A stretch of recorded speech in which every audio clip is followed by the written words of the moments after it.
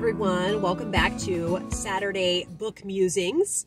And I just loved getting to see your comments and how several of you appreciated it. It's very much a kind of a hodgepodge type of video because I talk about the books that I enjoyed in the past week. I give you a library haul and I talk about the books I'm hoping to start or read in the next week. And I think it worked for you. And kind of the low-key nature of it. People, if they're here, not for necessarily super polished videos, then they're going to enjoy these. So just thank you to anyone who left a lovely comment. And I want to cover several things in this video. I am not going to talk much about the Victober reading because I just filmed a Victober wrap-up and I have several things I want to cover in this besides that. So I will talk about those briefly. But firstly, I wanted to tell you about something that took up a lot of my time in a great way.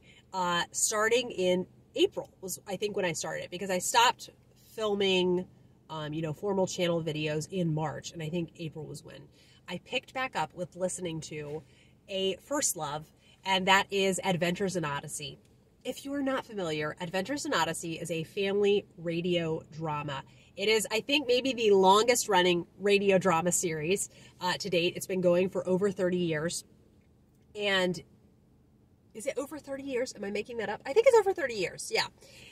And it's just completely fabulous. I adore this radio series. So I grew up listening to it and then listened to it even still as a teenager.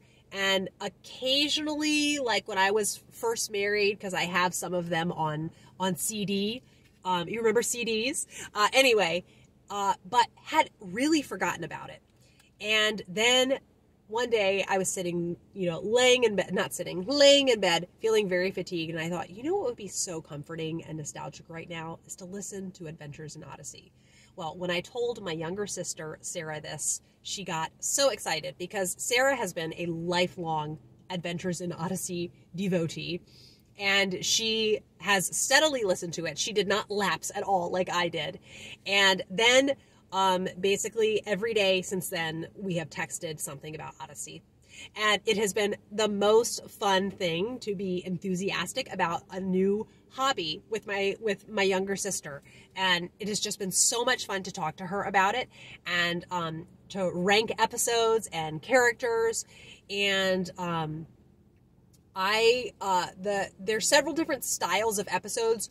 One is historical dramas where they're taking you through some historical event, and there's this special invention that one of the main characters, John Avery Whitaker, who he has an ice cream shop. I just love talking about this. Okay, he has an ice cream shop, and this invention is called the Imagination Station. And in it, you can use your imagination to travel to different historical events. So there's historical events. There's also Bible stories. So you get to travel back to actively when a Bible story was happening and seeing the events, how he imagines they would have happened.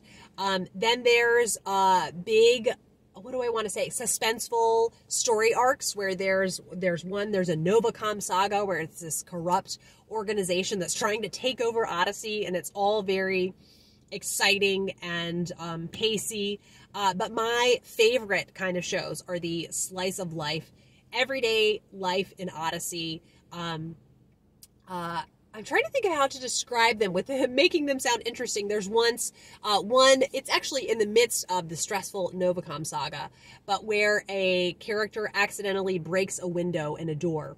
And then everyone is accusing the door at wit's end. Everyone is accusing everybody else, and so they decide to hold a mock trial for it. That one is really funny. There's one called Do or Diet, where a character, Connie Kendall, wants to be a personal trainer. And if she can get 3 of her friends to successfully lose, maybe it's 10 pounds in a month. No, that would be really short for, anyhow, a certain amount of weight in a month, then she gets to enroll in this personal trainer program. And so there's 3 friends who reluctantly agree to be part of this. And they're 3 of my absolute favorite characters. And so it's just really funny to see them trying to lose all that weight. Then there's one called The Nudge, where kid is being just kind of a jerk lately. He's going through a phase where he's a real jerk, Marvin Washington. And he ends up getting the sense that he feels like he is being really selfish, and his brand new bike that he just won, he kind of feels like he should give it to this kid who's going through a really hard time. His dad has just left, and his mom is working really hard just to make ends meet, and that one is really moving. There's several kind of phases of the show. There's different characters that come and go because a lot of the characters are kids, and they so once they age out, most of them they don't keep. Some of them they have still be teenagers, but I just really enjoy getting to know the different families, and there are the Barclays and the Parkers and the Washingtons, and I just have so much fun with it. So everything that I've just spoken about will mean absolutely nothing to any of you who haven't listened to it, but I have to say, if you want something that is I think it's great to listen to on your own, but particularly if you want to listen with your kids, and you want it's great for road trips. We listened to a lot when we drove to and from the beach this summer. It's just fabulous, and it is so well done. I can't believe it. It starts out a little rough, the earlier episodes, but I just am die hard for Adventures in Odyssey now. And we're part of the Adventures in Odyssey Club. There's some episodes that are club exclusive, and now my boys are completely hooked. At first, they listened to it kind of to humor me, but they were also sort of enjoying it. And then when Peter went to the hospital, we're going through it all sequentially. And so when I would be there, there are lots of interruptions, just people coming in to check on you all the time. But also sometimes we wouldn't be with Arthur, and I wouldn't want Arthur to miss an episode. And so we went for several weeks where we weren't listening much. And then Peter was back in the hospital at the beginning of October. And so we just had kind of a Odyssey drought. I was listening to it on my own. Actually, not that much. Anyhow, all to say that Peter has very much renewed enthusiasm for Adventures in Odyssey, and we are all just enjoying it so much. So very soon there's going to be the 1000th episode, and to the boys, we are in like episode 450, something like that, and it has just been so much fun. So I've almost listened to all of the episodes. I have a few to go. Anyway, if you want to chat more, please email me if you want episode recommendations. If you're new and you want to listen with your family, I really recommend it. Okay, another thing that I spent a lot of my time doing when I was first on my BookTube break is I resumed my presidential biography project.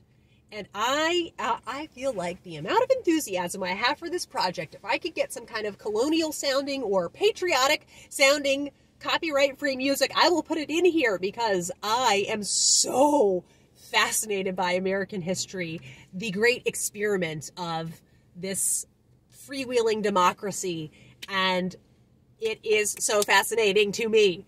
I just cannot stop reading about it. So what happened is I really loved the Washington biography by Ron Chernow, and then I went ahead and I hauled, I think I showed in a video, I hauled David McCullough's John Adams biography. That was the go-to Adams biography. And then I kept trying to read it and kept being like, I guess it's just not the right time. Well, 6 months go by and it's still not feeling like the right time. And then I would forget about it a couple months. And finally I realized, you know what? Unfortunately, I think maybe David McCullough's writing is not suiting me. So lo and behold, I'm like, why don't I just to double check? It's either, you know what, the wind has come out of my sails about this project, or maybe it's the wrong book. Maybe I'm not the right reader for that book. So I got from the library is so useful for this, John Adams, A Life by John Ferling. And I think I read it in 4 days. I could not put it down. That was such an enjoyable biography. To learn about John Adams, he was, the only founding father that was a staunch abolitionist. So that was really a neat aspect about him that made him so unique compared to the other founding fathers who would on paper say they were opposed to slavery, but then they weren't actually willing to do something about it. And it was just so interesting to read about Abigail. And I love Abigail. This book had a much more, I read before a Natalie Bober children's biography of Abigail Adams, and that had a much more positive take on the marriage of John and Abigail. This had a much more cynical take on it, and there were many periods of time when he would be away and he wouldn't really bother to write to Abigail. And so I find myself a really huge Abigail Adams fan, and I slightly resent John for doing that. But obviously I know if a biography was written of me, you'd be like, that Kate Howe, can you believe what she did in that era of her life? So I'm not saying I think I would necessarily do better if I was traveling and I would write super frequently. I would hope I would, but you can't say that for sure if you haven't lived it. So it was a little bit, I think that's going to be something that is just going to be an issue in any biography that I read. How unbiased can a biographer be? I think that's the question. So there's some times where I feel like they are. Although I have to say, if I had to pick, I would prefer that they be biased in favor of the historical figure. That's kind of, it just feels nice to read about someone telling you about their friend, even though it is biased.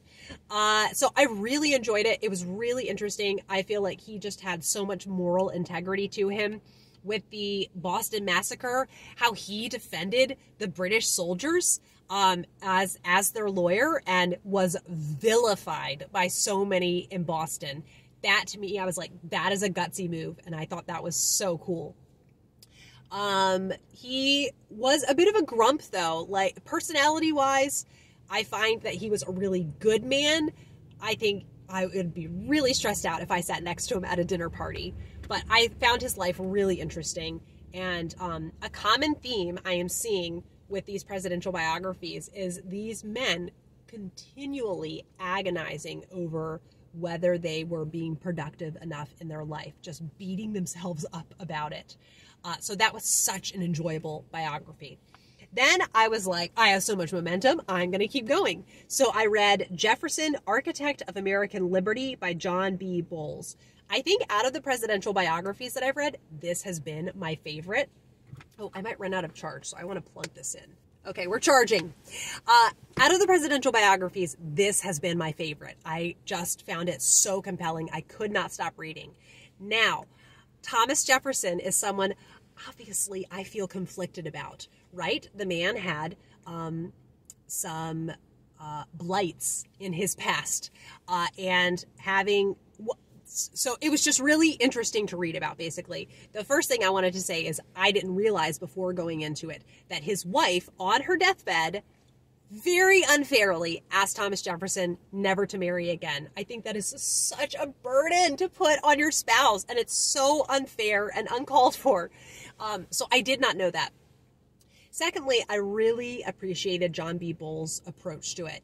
He was saying, you know, this is something, obviously, Thomas Jefferson was very hush-hush about this. This is something he probably did not want to own up to. And just the coercive dynamic, it's really not a great thing that happened in his life. The thing that he did point out, though, is we weren't there for it. It seems like it's possible it was a consensual relationship because she could have stayed in Paris at one point. Sally Hemings was in Paris with him, and he convinced her to come back with him. So it's just this, it's so hard to kind of process that aspect of Thomas Jefferson, of having this coercive relationship with Sally Hemings that is very hush-hush, but then to see him being such a kind of dynamic, charismatic sort of personality. And so what I didn't love about him, you know, that aspect of him, I really loved. He had insatiable curiosity about absolutely everything. The man was constantly reading, and during the War of 1812, when the Library of Congress was burned down, he donated his library to the Library of not donated, he sold, but for a song, sold his library to the Library of Congress, and I just thought that is really cool. And he was just really interesting. He was very interesting for me to read about. So he's definitely very controversial, and I understand why. Then such a snooze fest. I'm sorry, but James Madison by Richard Brookhiser. Now, I will say the handicap of this is that James Madison was a very private man. There's not a lot to go on, but, and I said this in a Patreon video, if you are talking about the British storming the White House and I am bored to tears, you're doing something wrong with your writing. This was very, very short, and I was so bored. I was so bored, and I was really excited to get to know Dolly Madison, and she was barely mentioned. So then I did pick up a biography of Dolly Madison, but felt like then I don't want to be sidetracked from my project. And I know that others who do this project, they go on tangents, which I think is great, but I just didn't feel the freedom to do that. I felt kind of like, no, I don't have the luxury of this. I don't know why.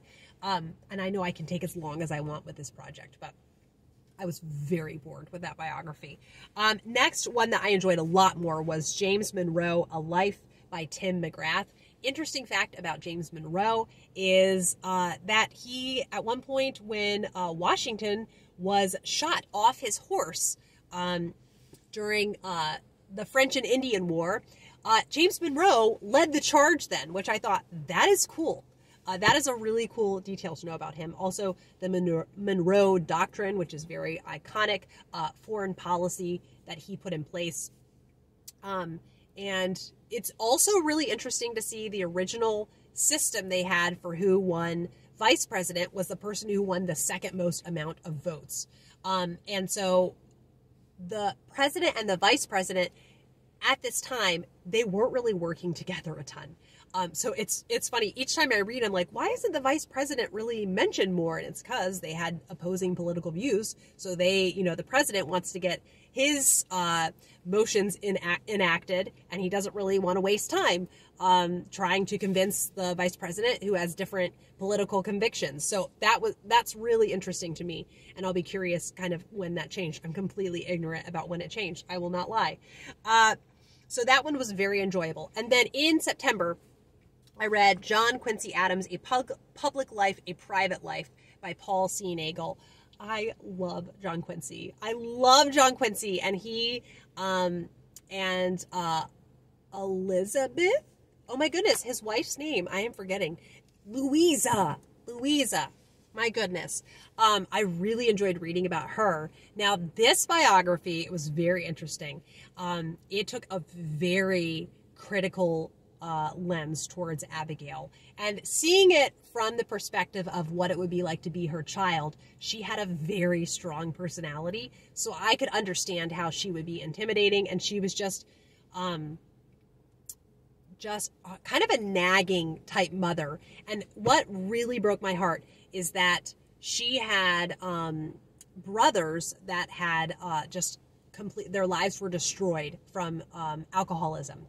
And so she was so vigilant. She did not want that to happen in her family. And 2 of her sons ended up becoming alcoholics that died young. And how sad is that? And so John Quincy was the successful son. And then what's really sad is to see alcoholism kind of cycle through that family. Again, John Quincy really agonized over whether he was being productive enough in his life. And what's really sad also is that it was not a phase of his life that he at all savored or enjoyed, was being president. So kind of being a diplomat, he really enjoyed that time period in his life when he lived in England. And they had I will never forget, there was one detail. They had a family they were very close friends with. Their kids were all similar ages, Louisa and John's kids, as this family. They would come over pretty much every night, and they would do read-alouds and sing together. And I just thought that sounded so cool. So yes, I am having the most fun with this project. But the next person I'm going to read about, I go in with trepidation. And so here I have ordered The Life of Andrew Jackson. Very controversial historical figure. Yeah, so I go in apprehensively, but I know I will not be bored. So this is by Robert Ramini. And this is an abridgment. So there is a 3-volume biography of Andrew Jackson. But I just reserve the right to read however short or long of biographies that I want to. And Heidi at My Reading Life, she's also doing this. She's way ahead of me. And she said that once you get past the Founding Fathers, you're really hard pressed to find kind of lengthier biographies. And then once you get to the more modern era, or once you get to kind of Civil War era, you're going to have much lengthier biographies. So I know after Andrew Jackson, I might kind of struggle to find lengthier ones. But I find that my kind of sweet spot is around a 500-page biography. The ones that were around 350, just the, who is it? The James Madison one just felt way too short. But then the ones that are, around 700 or 800 pages, it just feels a little lengthy. So this, I'm hoping, is going to be not too short. The actual text, because, you have a lot of notes, actual text is around 360 pages. So hopefully that's a good length. And yeah, we'll just see how this goes. Let me know if any of you have read a biography of Andrew Jackson, but I'm having the most fun with this project. Also to get, it's very comforting to read presidential biographies and see the cyclical nature of history, and people feel that, there have never been problems like these before, and then you read history and you're like, oh my goodness, wow, that history repeats itself, how there is that phrase, it's hit home to me reading these. So it's very comforting and consoling to read about the problems that people have faced in the past. And okay, I covered my 2 lengthy things. Hopefully now the library haul won't be too long. So lots of interest in kind of the fantasy that I was getting. I have 2 more to show you. So the one that I told you about ordering, the Mercedes Lackey, the first one, it's a trilogy, and that's Arrows of the Queen. And Talia is a trainee herald destined to become one of the Queen's own elite guard. So I think that's interesting to be a female guard for the Queen, and she has awakening talents of the mind. Let's see what the first sentence is. A gentle breeze rustled the leaves of the tree, but the young girl seated beneath it did not seem to notice. Gentle breeze. So we will see what I think of Talia. And then another series that I think, when I was looking at Daughter of the Forest reviews on Goodreads, I was also looking at books that are similar, and this one popped up, Green Rider by Kristen Britton. I think there are 7 that are out now, and I don't know if it's a completed series or not, but I do like the look of this size. So it's under 500 pages. That, to me, is an ideal length for a fantasy book. The Wheel of Time books were all between 700 and 900 pages, and that just got to be quite a lot. So this feels like a time investment that I have, and just the cover, I have to say, is very enticing. She's riding in the woods at Kerrigan, that's her name. She's in an immense forest called Green Cloak, and then there is a galloping horse and a rider who is impaled by 2 black shafted arrows, and he says that he is a green rider, and he bears a life and death message for the king. So he asks her not to read it and to deliver it to the king, and that's the beginning of the series. I did watch some BookTube reviews of this, and it seems like it could be my cup of tea, and maybe it's a little bit, what do I want to say? It's got a lot of common tropes, and maybe not super original, but since I don't read a lot of fantasy, maybe I'll like it. This just gave me kind of cottagecore vibes. I don't know if that's going to be the case. Then, definite cottagecore, the Emily Wilde's Encyclopedia of Fairies. This is so hyped. So I go in nervous. When was this actually oh, it's so recent, 2023. So for me, that is incredibly recent. And I think the 3rd one is coming out next year. I want to just try it. I want to see if I like it, and we'll see what I actually think of it. And, Nonfiction November is here, and I'm really excited for it. I have a lot that I want to read, and I was just feeling really burdened in the library for what is reflecting on my, which book is reflecting on my face? Okay, that was annoying. Feeling really burdened. I am interested in so many things, and I just want to read all of the things. There were books about eels and otters and different interesting women's history. There was a novelization of the life of Mary Tudor, and I just think I wish I had a time turner because there is so much in the world to know and to learn about. But you can just pick one book at a time, right?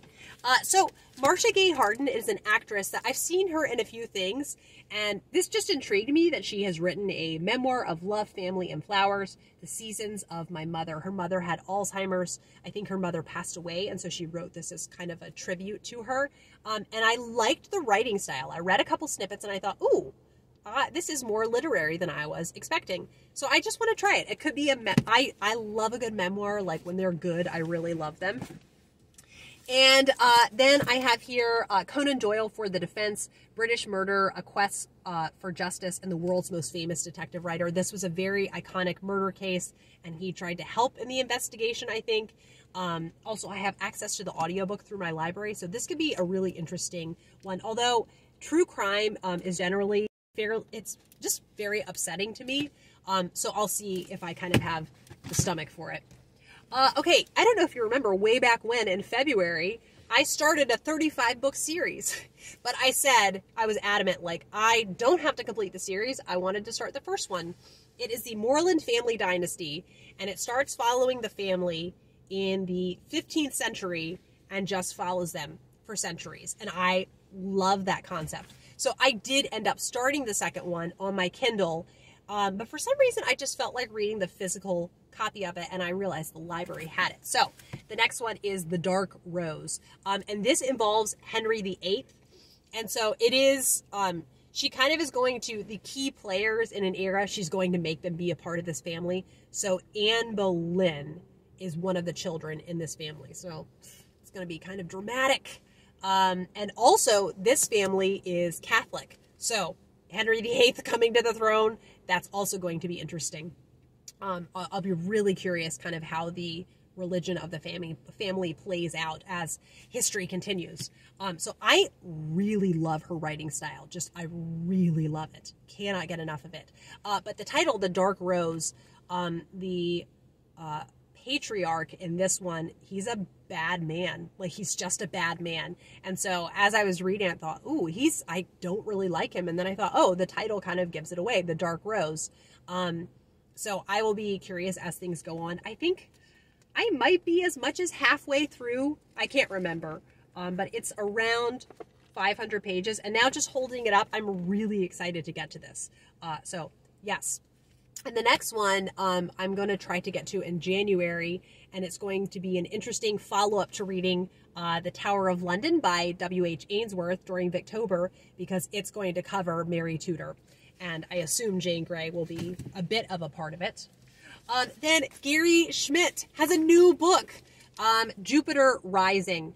So normally the types of plots that he has, I would not at all pick up a contemporary, but it's Gary Schmidt, and I love his writing. I think this might be part of the Wednesday Wars universe. There is a boy, there's two boys, Jack and Jay, and then is Jupiter a character also? The title of the book is Jupiter Rising, but there's a foster kid, and it seems like kind of fractured families. It's normally not my type of thing, but Gary Schmidt, I just love his writing. So I'm really excited that he has a new release, and yeah, to read it. And I really just love E.B. White's, oh my goodness, I'm just remembering something. I love E.B. White's writing, and I realized I wanted to, on November 1st, treat myself to a reread of Charlotte's Web. As soon as I go home, I'm going to start Charlotte's Web. I just want some whimsy, and I want to be in that book. It's just kind of a perfect book, I think. My brother-in-law, I heard my sister-in-law was saying, he said, it's a pretty much perfect book after rereading it. I thought, it is a pretty much perfect book. Anyhow, so after Middle Grade March, I enjoyed Stuart Little so much, and so since I had read all of his children's stories, I wanted to read more by him. So I put a hold on an essay collection called One Man's Meat. That was 6 months ago, and that particular copy never came in, and then I realized, oh, the library has multiple copies, so I just put a hold on a different one, and it came in.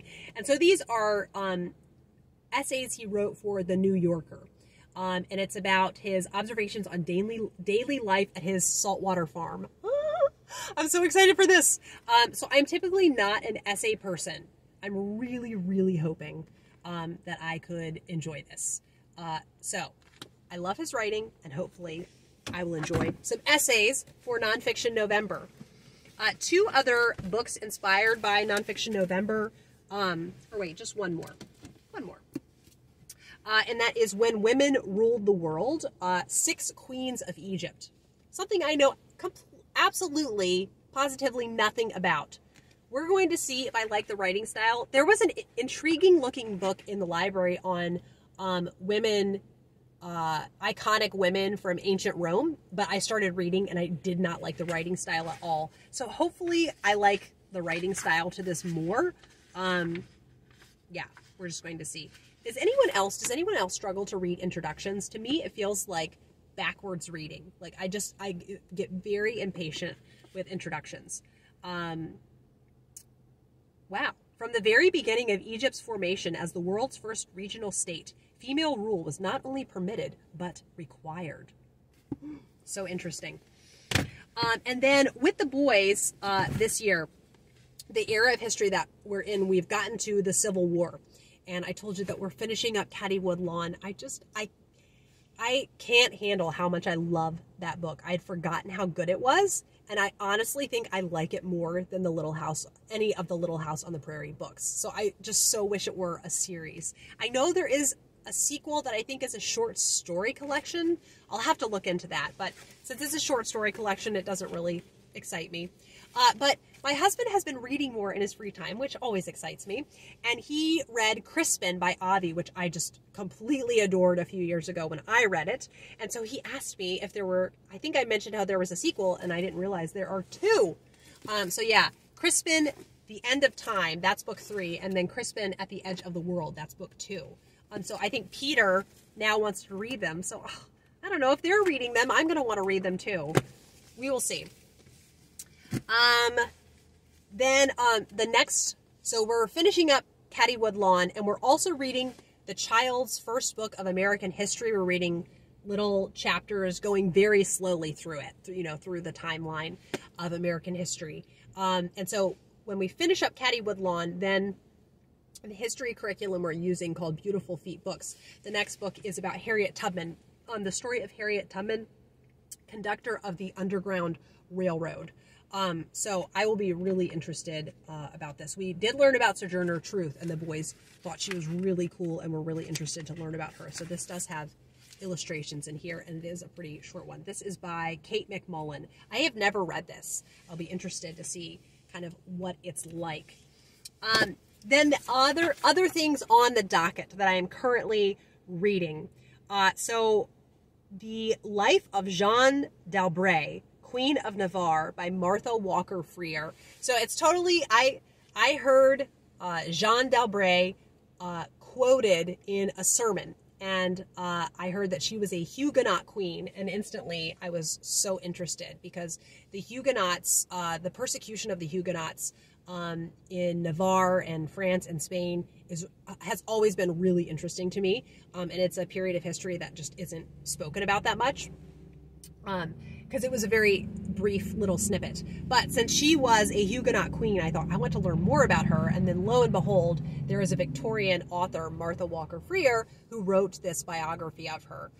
So I have started it, and I love her writing style. So I'm really excited that it's a Victorian book that I can include, to get to 200. And I'm also thoroughly enjoying it. I love a good biography. And she was forced to marry the brother of Anne of Cleves, I think the Duke of Cleves. And at her wedding, this is so funny, she wrote 2 formal letters saying how much she did not want to marry him. And then at her wedding, once she was waiting and all in her royal regalia, lots of heavy layers, she said, "I'm too tired to walk down the aisle." And so someone carried her down the aisle. And I just thought, how sad is that? Like, you just have no say and who you're going to marry. And literally no one cares that you don't want to marry him. You're going to marry him. So that's all there is to that. And that's just the first chapter. They are very lengthy chapters. Really enjoying it. Then I have just started Rilla of Ingleside with my sweet friend Elizabeth, and I am so excited to read this book. Elizabeth is so kind. I said I wanted to read it a year ago, and she said, "Oh, I've been wanting to reread it. Can we buddy read it?" And I said, "Yes." And then I just ended up not being in the mood for it. And so I did this summer treat myself to rereads of, I don't think I reread Anne of Green Gables. I think I reread that last year. I'm worried about wearing it out because it is just the most glorious book. But I did reread Anne of Avonlea and Anne of Ingleside. And then I've whined enough about I don't love the other books in the series, but people keep telling me, like, Kate, I totally sympathize. I don't, I think the other books aren't necessarily as good, but you have to try Rilla of Ingleside. And I know 2 families that love Anne of Green Gables. Hi, Daryl, if you're watching, that love Rilla of Ingleside as much as Anne of Green Gables. And so last year, I started the audiobook and I realized I wasn't in the mood for it. And then I asked Elizabeth if we could try it this November. And so yesterday I put on the audiobook and let glory be. I could not believe how much I instantly just loved the story. So I'm so excited to read it with Elizabeth and just have this delicious, beautiful novel waiting for me. And also I know it's going to have some really heavy things in it. I know it has to do with World War I. So yeah, it's going to be a really just meaningful read, and I think it will be very memorable. All right, sorry if the air is loud, but I'm sitting in the sun and it's getting hot. Okay, then I am so excited to be reading Hopes and Fears by Charlotte Mary Yonge. This is one that several Charlotte Mary Yonge friends read a couple months ago, and I think in September, and it just, I wasn't able to do it because that was the month. I said, you know what, I don't think it's the right month for it. And then literally 2 days later, Peter got diagnosed with leukemia. So I thought, okay, definitely not the right month. But what is really nice is that my friend Rainey from Rainy Day Reads, Rainey, your new channel name. I will link Rainey. I am forgetting her new channel name, so I'm going to link it down below. I do apologize, Rainey. But she ended up not being able to finish it then. And she was not that far into it. So I'm so excited. I'm going to read it with her. And I'm like apprehensive to say how much I love it because I hope it doesn't change. It's just completely amazing. And this is a story about an unmarried character, which she doesn't often do, which is interesting to me because she herself never married. I'm very excited about Hopes and Fears.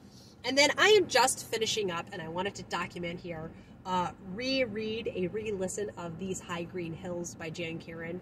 If you are on the fence, if you like cozy books and you are on the fence about trying the Mitford series by Jeanne Karen, I implore you to please try this series, and particularly on audio. The narrator is completely perfect, and it just works so well. This is my bedtime listening. I have found that new to me audiobooks, I cannot listen to them at bedtime. I get too engrossed, and it's just a balm to the soul, and the writing is exquisite, and it's so cozy and homey, and just feels like being with a dear friend. I just feel like crying when talking about it. It's such a beautiful series. So I am, it's just the loveliest way to end every day in Mitford, just for a few minutes before I fall asleep.